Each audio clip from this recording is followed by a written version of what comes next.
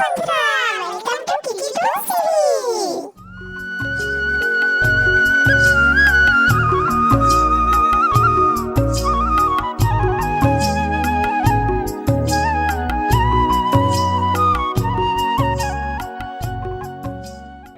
গ্রামের এক কোণে একটা ছোট্ট বাড়ি ছিল। সেখানে থাকতো সুজন চাষি আর তার বউ রমা। তাদের দিন বেশ ভালোই কাটছিল, কিন্তু বেশ কিছুদিন ধরে সুজন চাষি তার জমিতে চাষ করতে যাচ্ছিল না। সেই নিয়ে তাদের দুজনের মধ্যে কথা হচ্ছিল। আহ, কি সুন্দর চা বানিয়েছো রমা। তোমার হাতের চা যে একবার খাবে আবারও খেতে আসবে সে। সত্যি তোমার হাতে কি জাদু টাদু আছে নাকি? এত সুন্দর চা তুমি বানাও কি করে? হা হা হা হা। কি আর এমন চা বানিয়েছি, যেমন করি রোজ তেমনই করেছি। তুমি একটু বেশি বেশি আমার প্রশংসা করো। কি হলো আজ তোমার? অন্যদিন আমি এসব বললে উল্টে আমার সাথে ঝগড়া করতে আসো। আজকে কি তোমার মন খারাপ? কি হয়েছে বলো আমাকে। ও কিছু না, তুমি ওরম ভাবছো। না গো, আমার কিছুই হয়নি। ওই পাশের বাড়িতে পিঙ্কি সেদিন বলছিল, ওই যে মাঠটা আছে না স্কুলের পাশে, ওইখানে নাকি খুব বড় মেলা বসেছে। কিন্তু আমাদের অত পয়সা কই বলো, মেলায় গিয়ে জিনিস কিনবো, পরে না হয় যাব, ওই তাই আর কি। ও, তাই বুঝি তোমার মন খারাপ? কি আর করব বলো, এই 1-2 বছর ধরে জমিতে কোনো ফসলই ফলাতে পারছি না। এত খরা আসছে, দেখি এবছর যদি কিছু করতে পারি। কি গো, ওঠো এবার, একটু বাজারের দিকে যাও। ঘরে তো জ্বালানিও শেষ হয়ে গেছে। আমার কাছে কিছু টাকা আছে, তোমায় দিচ্ছি। কিছু জ্বালানি আর 1 বস্তা চাল নিয়ে আসো। ওঠো এবার। এভাবে তোমার কাছ থেকে টাকা নিতে আমার খুবই লজ্জা করে, কিন্তু কি আর করব, এখন চাষের জমির যা অবস্থা। দাও, যা আছে দাও, আমি গিয়ে 1 বস্তা চাল আর কিছু জ্বালানি নিয়ে আসি। আর যাওয়ার সময় দেখি মাঠটার কি অবস্থা, কিছু যদি এবার ফসল লাগাতে পারি। হ্যাঁ, তুমি বরং তাই করো। গিয়ে দেখো চাষের জমিটার কি অবস্থা। এরকম বসে থাকলে তো আর চলবে না, কিছু রোজগারের উপায় তো ভাবতে হবে। এভাবে কি আমাদের সারা জীবন চলবে বলো? তার থেকে যাও, দেখো যদি কোনো ব্যবস্থা করতে পারো। সুজন চাষি এরপর তার ক্ষেতের দিকে গেল। গিয়ে দেখলো রোদে খরাতে ক্ষেতে খুবই বাজে অবস্থা। সে তখন বলল, না, এ জমিতে মনে হয় আর চাষ করতে পারবো না। কিন্তু কি করে যে সংসার চলবে এখন, সেটাই ভাবার। এই কয়েক বছর ধরে কোনো ফসলই ফলাতে পারলাম না। চাষের ক্ষেতটা কি পাল্টাবো, কিন্তু এখন টাকাও নেই, কে দেবে আমাকে অন্য ক্ষেত? এমন সময় কোথা থেকে এক ভিখারিনী এসে উপস্থিত।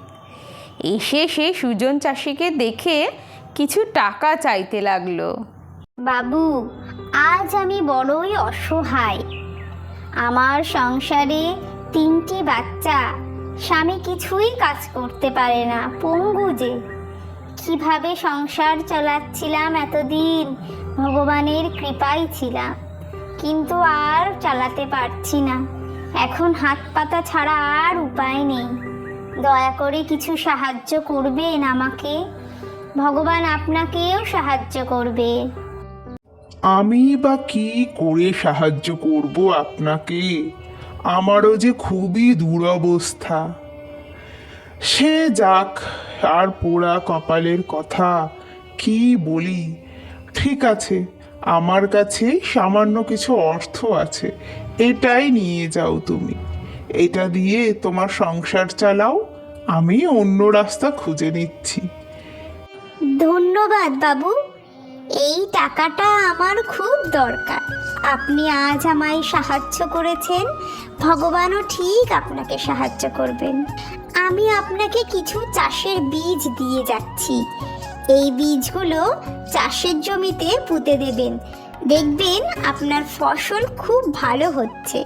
আমার কথাটা বিশ্বাস করে আপনি এই বীজগুলো মাটিতে পুঁতুন, দেখুন ভালো ফল পাবেন। আমি আসলাম। গিন্নি, ও গিন্নি, কই গেলে?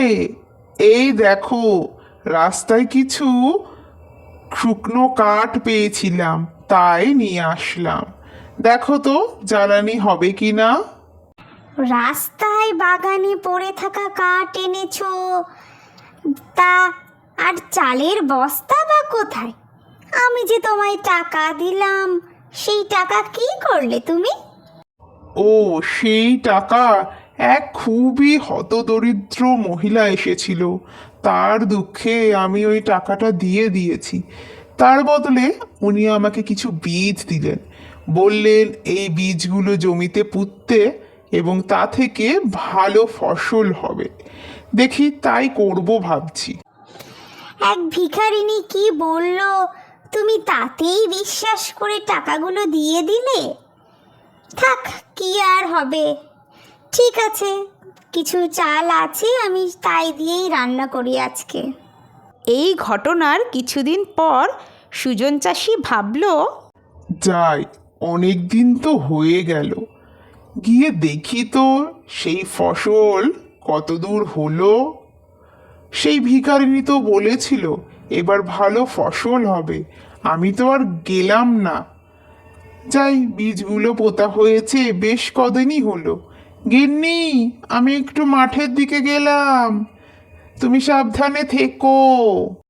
এই বলে চাষি বাড়ি থেকে তার মাঠের উদ্দেশ্যে রওনা দিল। মাঠে গিয়ে আরে আরে, এ তো দেখছি আমার ক্ষেত ফল ফুল আর ফসলে ভরে উঠেছে। ধন্য ভিখারিনী তুমি, তুমি আমায় এত সাহায্য করলে। তুমি কি ভগবান কিনা সেটাই তো এখন সন্দেহ। তুমি আমার এত উপকার করে দিলে, ভগবান এবার মুখ তুলে চেয়েছেন। এই সব ফসল আর ফল হাটে বিক্রি করে এবার সংসারের সমস্ত প্রয়োজনীয় জিনিস আমি কিনতে পারবো। যাই, এবার এগুলো নিয়ে হাটে যাই। ভালো তাজা তাজা সবজি আছে, সবজি চাই, সবজি, তাজা তাজা সবজি, ফুলকপি, গাজর, ক্যাপসিকাম, টমেটো, বাঁধাকপি, বিনস। কে কে নেবেন তাড়াতাড়ি আসুন। দেখতে দেখতে চাষির সেই টাটকা ফসল সব লোক এসে কিনে নিল এবং সমস্ত সবজি বিক্রিও হয়ে গেল। গিন্নি, এই দেখো, সেই ফসল বিক্রি করে এত টাকা হয়েছে। তোমায় বলেছিলাম না ভগবান ঠিকই সাহায্য করবেন আমাদের। আজ দেখো। বন্ধুরা, ভিডিওটি ভালো লাগলে লাইক আর কমেন্ট করতে ভুলো না কিন্তু, আর সাবস্ক্রাইব অবশ্যই করো।